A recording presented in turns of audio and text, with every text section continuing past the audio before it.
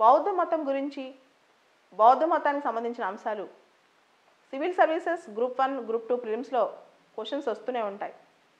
ఈ మధ్య అంటే 2020లో ఆంధ్రప్రదేశ్లో 2 ప్లేసెస్లో బౌద్ధ మతానికి సంబంధించి కొన్ని సైట్స్ కనుగొన్నారు. ఒకటి బొజ్జనకొండ, రెండోది లింగాలమెట్ట. ఈ బొజ్జనకొండ, లింగాలమెట్టలో తెరవాడ, మహాయాన, వజ్రయాన ఈ 3 రకాల బుద్ధిజం ఏర్పాట్లను చూశారనమాట. తెరవాడ, మహాయాన, వజ్రయాన ఈ 3 వెరైటీస్ అక్కడ ఉన్నాయి. అదే కాకుండా ఈ సంవత్సరం మన మినిస్ట్రీ ఆఫ్ కల్చర్ సాంస్కృతిక మంత్రిత్వ శాఖ భారతదేశానికి సంబంధించి మంగోలియన్ కంజూర్ అనే బుద్ధిస్ట్ టెక్స్ట్ బుక్ను రీప్రింట్ చేయాలనుకుంటుంది. ఇలా అనేక అంశాలకు సంబంధించి బుద్ధిజం న్యూస్లో ఉంది. ప్రతి సంవత్సరం సివిల్ సర్వీసెస్ ఎగ్జామ్లో ప్రిలిమ్స్లో పర్టికులర్గా 1-2 క్వశ్చన్స్ బుద్ధిజం నుంచి వస్తాయి. ఉదాహరణకి బుద్ధిజంకి సంబంధించి మనం చూస్తే అష్టాంగ మార్గ అంటే ఏంటి, తర్వాత 4 నోబుల్ ట్రూత్స్ అంటే ఏంటి, ఇలా బుద్ధాకి సంబంధించిన అంశాలు, చైత్యాస్కి విహారాస్కి తేడా ఏంటి, ఏదో క్వశ్చన్ వస్తూనే ఉంటుంది. లేదా సాంచి స్తూప, బుద్ధ స్తూపాస్ గురించి, లేదా బుద్ధుడికి సంబంధించిన టైప్స్ ఆఫ్ బుద్ధిజంలో రకాల గురించి క్వశ్చన్స్ వస్తూ ఉంటాయి అన్నమాట. అయితే కొన్ని టిప్స్ అసలు బుద్ధిజం ఎలా చదవాలంటే, ఫస్ట్ బుద్ధుడి గురించి, ఆయన జీవితకాలం గురించి. ఆయన పేరు సిద్ధార్థ. బుద్ధకి అసలు పేరు సిద్ధార్థ. తండ్రి పేరు శుద్ధోదన, తల్లి పేరు మహామాయ ఆర్ మహాదేవి, తర్వాత ఆర్ మాయాదేవి, భార్య పేరు యశోధర, కొడుకు పేరు రాహుల. బుద్ధుడి జీవితంలో 5 నిజంగా టర్నింగ్ పాయింట్స్ ఉన్నాయి. 5 గ్రేట్ ఎపిసోడ్స్ అంటాం అనమాట. వాటిని 5 గ్రేట్ ఎపిసోడ్స్. ఆయన జీవితం మొత్తాన్ని ఒక ఎపిసోడ్స్గా చూస్తే 5 ఎపిసోడ్స్ కింద. ఉదాహరణకి దాన్నే పంచమహా కళ్యాణాస్ అంటాం. ఒకటి ఆయన పుట్టుక అంటే ఆయన బర్త్, దానికి సింబల్ లోటస్ లేదా బుల్. తర్వాత 29 సంవత్సరాల వయసులో ఆయన కొన్ని అంశాలు గమనిస్తాడు, ముఖ్యంగా 4 అంశాలు.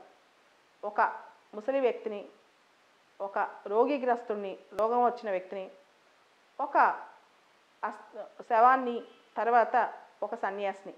ఇవన్నీ చూసిన తర్వాత ఆయన జీవితం మీద విరక్తి వచ్చి మహాభినిష్క్రమణ, ఇల్లు దాటి బయటకు వెళ్ళిపోతాడు. అక్కడ ఆయన ఒక గుర్రం మీద ఎక్కి వెళ్తాడనమాట. ఆ గుర్రం పేరేంటి? కంటక. ఆ గుర్రమే ఈ సెకండ్ ఫేజ్ ఆఫ్ హిజ్ లైఫ్లో సింబల్ అనమాట.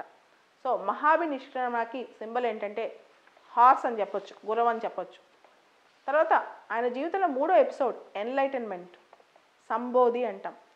అదే ఆయనకి 35 సంవత్సరాల వయసులో వచ్చింది. బుద్ధ బోధ్గయాలో బోధి ట్రీ కింద కూర్చుని ఎన్లైటన్మెంట్ వస్తారు.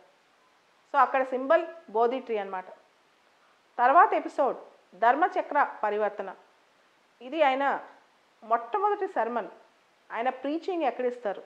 ఆయన సారానాథ్లో తన శిష్యులకి, ఉత్తరప్రదేశ్లో ఉన్న సారానాథ్లో తన శిష్యులకు ఒక స్పీచ్ ఇస్తారనమాట.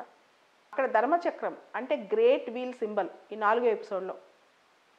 5వ ఎపిసోడ్లో మహాపరినిర్వాణ. బుద్ధుడు 80 సంవత్సరాల వయసులో కూసీ నగరంలో మహాపరినిర్వాణం చెందుతాడు. దానికి సింబల్ స్తూప.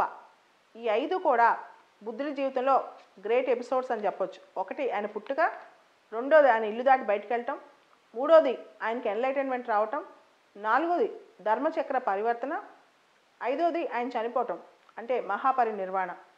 సో దీంతో పాటు గత 10 ఏళ్లలో 2-3 సార్లు ఒక అంశం మీద ఖచ్చితంగా క్వశ్చన్ వచ్చింది. అష్టమహాస్థానాస్ ఆర్ 8 గ్రేట్ హోలీ ప్లేసెస్. బుద్ధుడి జీవితానికి సంబంధించి ఆయన ఏ స్థలాల్లో ఉన్నాడు, ఏ ప్లేసులు విజిట్ చేశాడు, వాటికి సంబంధించిన క్వశ్చన్స్ మనకు కనిపించాయి. ఒకసారి అయితే ఒకటే క్వశ్చన్ 2 ఏళ్ళు వెంటనే వచ్చిందన్నమాట. అదేం క్వశ్చన్ చూద్దాం. ఆ మోడల్ క్వశ్చన్ ఒకటి చూస్తే, ఉదాహరణకి బుద్ధుడికి సంబంధించి 8 స్థానాలు. ఒకటి లుంబిని. లుంబిని అనేది కపిలవస్తు జిల్లా, నేపాల్లో ఉందన్నమాట. ఆయన అక్కడ పుట్టారు. శాక్య మునిచంద్ర అంటాం. శాక్య క్లాన్లో అక్కడ పుట్టారనమాట. తర్వాత బోధ్గయ బీహార్లో ఉంది. అక్కడ ఆయనకి ఎన్లైటన్మెంట్ వచ్చింది, నిరంజన అనే నది దగ్గర. తర్వాత 3వది సారానాథ్. అక్కడ ఒక డీర్ పార్క్ దగ్గర, జింకల పార్క్ దగ్గర ఆయన ఫస్ట్ స్పీచ్ ఇచ్చారంట, ఫస్ట్ సెరమన్ అనమాట. 4వది కుషినగర, ఉత్తరప్రదేశ్లో, బుద్ధుడు చనిపోయిన ప్లేస్. తర్వాత 5వది శ్రావస్తి, అది కూడా ఉత్తరప్రదేశ్లో. 24 సంవత్సరాల పాటు తన సన్యాసత్వ జీవితాన్ని తన యొక్క ఆలోచనలు గడిపిన ప్లేస్ అనమాట ఇది శ్రావస్తి. తర్వాత సంకస్య ఆర్ సంకిస, అది ఉత్తరప్రదేశ్లో ఉంది. అక్కడ చనిపోయిన తర్వాత ఆయన అక్కడి నుంచే స్వర్గానికి వెళ్ళాడు అంటూ ఉంటారు. సంకస్య ఆర్ సంకిస్య. తర్వాత రాజ్గిర్, ఇది మగధ యొక్క క్యాపిటల్ అనమాట. బుద్ధుడు బతుకున్నప్పుడు ఈ రాజ్గిర్ని ఆ టైంలో బింబిసారా పరిపాలిస్తూ ఉండేవాళ్ళు.